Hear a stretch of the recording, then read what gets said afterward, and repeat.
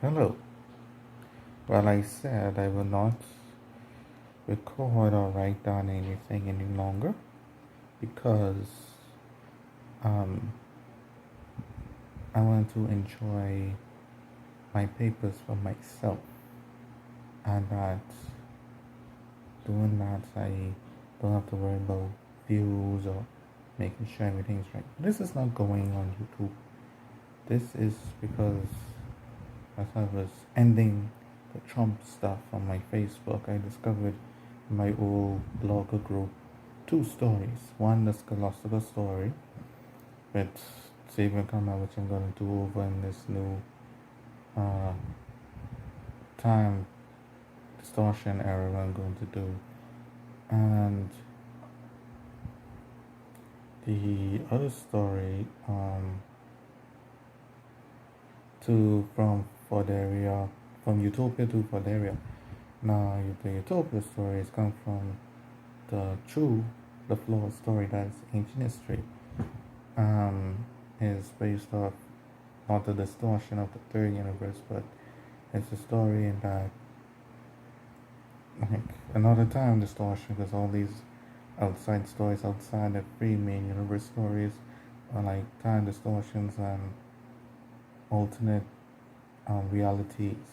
So this is one of the main ultimate realities of what happens to birth Utopia and the Androscope name and the LaFleur name. Um, okay, so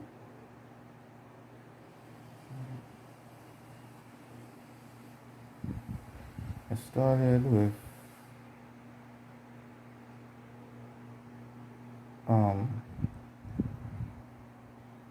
the world was an empire of a good king.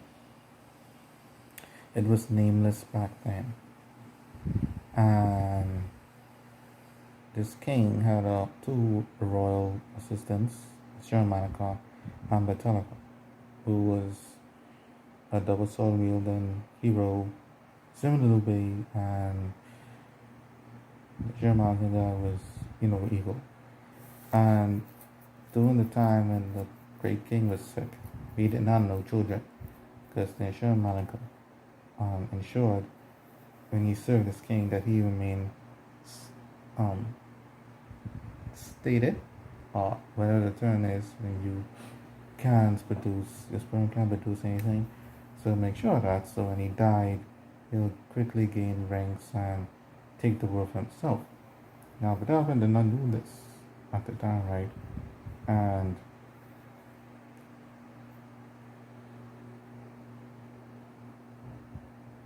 and the blame for this would be cast down on his friend, Essene, right? But Essene caught Malcolm in the act, but because the Telecon knew Malcolm longer, because they were entrusted with guarding the king, he believed him, and the scene was chased out. Now, they chased out the capital, and the Sherman ruled, and then the Sherman began to invade and take over the ensuring powers that be, and no, not the scene, JS, yes, JS. Um, Devlin didn't believe JS, and Sherman took control of the insurance and was beginning to invade. Well, in JS um, died. His son JSJ took over, right? Right, JSJ the first took over, but he he was still subjugated to the insurance. Sherman as he was battling against the Guardians for supremacy of all insurance, thus to rule the world. At this time, Telecom was going around his allies, Wharton and Essene, to be sworn brothers, and was going around, seeking troops for his own cause, because he saw his friend was conquering and he might be a despotic ruler, so he had to rebuff, to guard against such evil. And back to the main story, the JS were secretly trying to make liaison with um, the other insurance powers, one of the charges within the colonial. Yeah, and they collaborate together to expel Insurmanka, right? And then Insurmanka was betrayed from behind, and the JS conquered the Insurmanka and took their power. And thus Insurance was led under the JS instead of Insurmanka. Insurmanka caused the chaos, but now he wasn't going to be able to live to see it play out. Now the JS began their conquest. At the same time, a lone hermit, slash magician, Alkina the Floor, and Marie, his wife, were of the people of the planet, and they saw what has happened. They were loyal to the king and saw that corruption by the powers that be for power and glory. So they secretly began to raise troops of the people, for they are of the people, and began a new government where the people will rule. But his time was not yet, as the insurance began to increase. Petalcon found a builder with his throne but Swan brothers. And Cablon and Morton. None is seen. A scene was a different person. Yeah, the scene. Okay. The Belzeron were fighting against the insurance for power and supremacy. At the same time, Alkina LaFleur was forming his own third army to combat the two mighty forces. However, the two warring sides, fought for years in deadlock without no deciding victor. And as they saw the LaFleur led by Aquino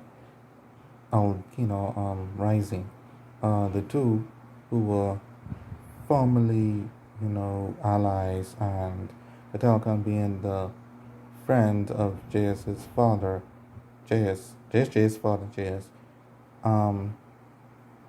decided to put their differences aside and went down to the Great Forest, to the land which was renamed, the land named Ajosica, where Alkina LaFleur was resigning to stamp out the rebellion. And after Alkina LaFleur was defeated, his wife Maria told her, no, you can't fight no more, that's it. And then the rebellion was suppressed, and the two major powers decided to call a truce and to live in peace. Now, some decades later, a new generation had appeared. At this time, Alkina LaFleur was dead, I believe. Yeah. And he had a grandson. His name was Andrew Nakino LaFleur. And he wanted to succeed in his grandfather's legacy, as he saw corruption within the JS, who was now led by JSJ III, and the Batalacon became ignorant and bashful, along the Cablon and Morton, and the Nicene broke off to be the Electricons, led by BEC.